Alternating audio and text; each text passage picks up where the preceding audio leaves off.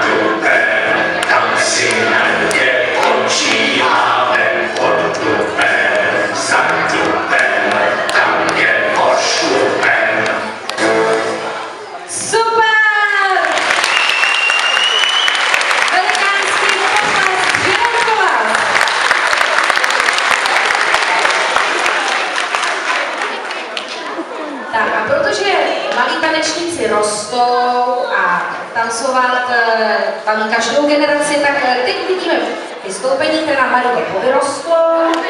Bude to totiž hip-hop. Víš se to hip-hop? Co ukážu hip-hop?